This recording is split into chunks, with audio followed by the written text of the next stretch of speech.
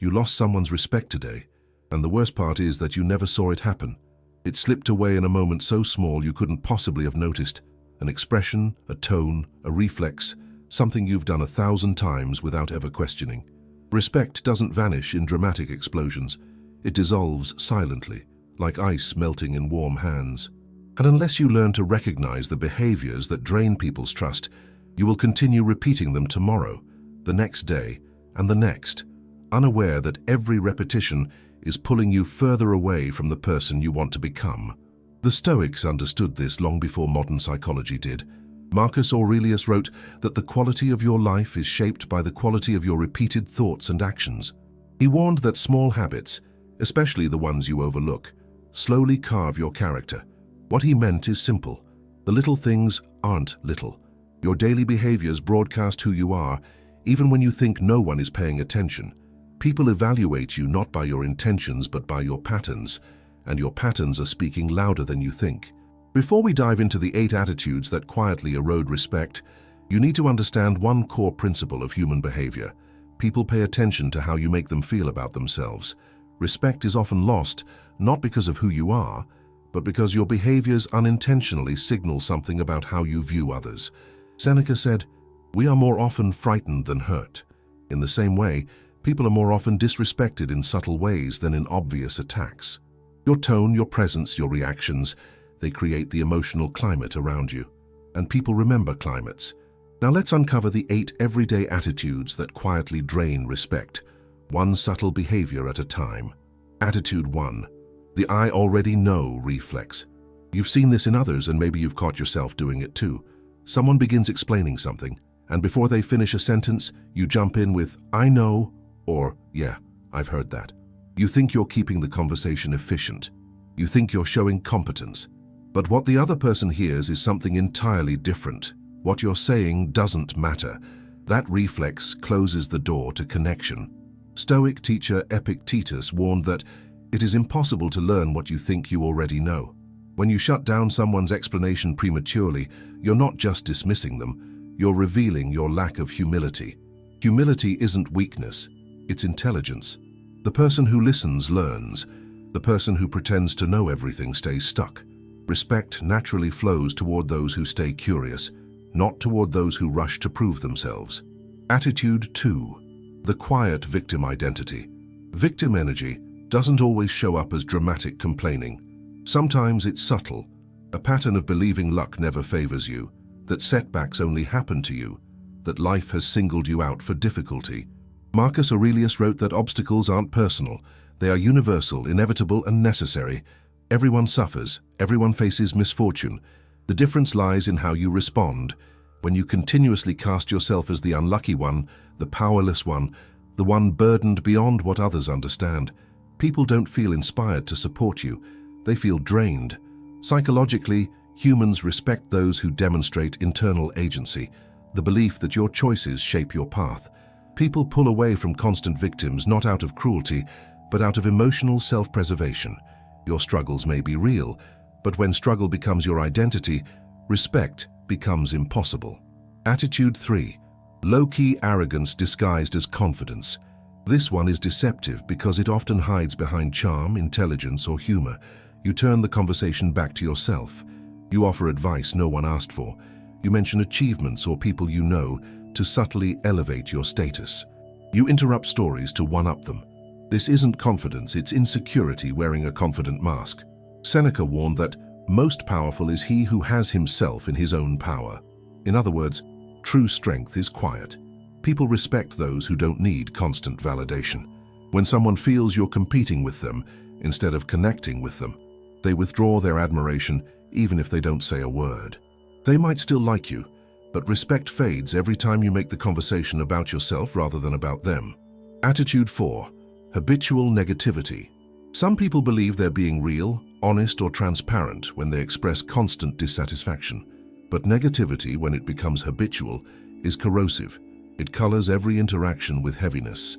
Marcus Aurelius warned against letting the mind be ruled by complaint, saying that a person's character becomes weaker every time they surrender to it. Modern psychology agrees. Negativity is contagious, and people instinctively protect themselves from it. When every topic becomes an excuse to highlight what's wrong, unfair, or annoying, you stop being a source of insight and become a source of emotional weight. People don't distance themselves because they don't care. They distance themselves because they're tired, and fatigue leaves no room for respect. Attitude 5. The people-pleasing trap. This one is subtle because it feels like goodness. You say yes when you want to say no. You apologize for things you didn't do. You avoid conflict at all costs. You change your opinions to match whoever is in front of you. You think you're being kind, but Stoicism teaches that virtue is rooted in integrity, not approval. Epictetus said, "If you want to improve, be content to be thought foolish and stupid." Meaning, if you can't tolerate someone being unhappy with you, you cannot grow. People pleasers are often liked but rarely respected. Why? Because respect requires boundaries, reliability, firmness. People trust those who stand for something, not those who bend for everything. When you sacrifice your identity to avoid discomfort, you don't gain connection, you lose self-respect. And the world mirrors that loss back to you. Attitude 6. The blame-shifting mentality. Blame-shifting often sounds reasonable. Your boss was unfair, your partner was inconsiderate, your friend didn't support you, your childhood shaped your limitations. And while all of these may hold truth, the Stoics taught that responsibility begins with the self. Marcus Aurelius said that you should blame neither gods nor men, but look inward for the cause of your reactions.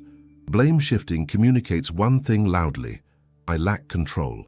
People respect those who own their story, the good and the bad. Accountability is stabilizing. It shows maturity, strength, and clarity. When you consistently externalize responsibility, others see you as unreliable, even if they never say it out loud. Respect cannot coexist with constant excuses. Attitude 7. Invisible effort and silent expectations. Some people believe their effort should speak for itself. They work quietly, help quietly, sacrifice quietly, hoping others will notice their dedication. But the truth is, people are not mind readers. Epictetus said, "Don't explain your philosophy, embody it." But embodiment does not mean invisibility. It means alignment. If you want others to understand your values, your principles, and your integrity, you have to let those qualities be visible. Not in a bragging way, but in a clear, confident, consistent way. When you hide your contribution, you unintentionally hide your character. Respect grows when people understand what you stand for. Silence is noble, but obscurity is not. When others cannot see who you are, they cannot admire you. Attitude 8. Inconsistency between words and actions.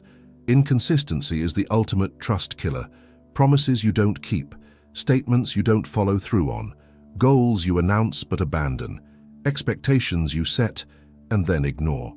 Marcus Aurelius wrote that a person should be straight, not straightened, meaning character should be self-directed, not externally forced. People judge you by your patterns, not your intentions.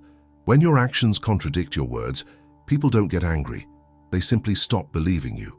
Once someone labels you as unreliable, earning back respect becomes extremely difficult.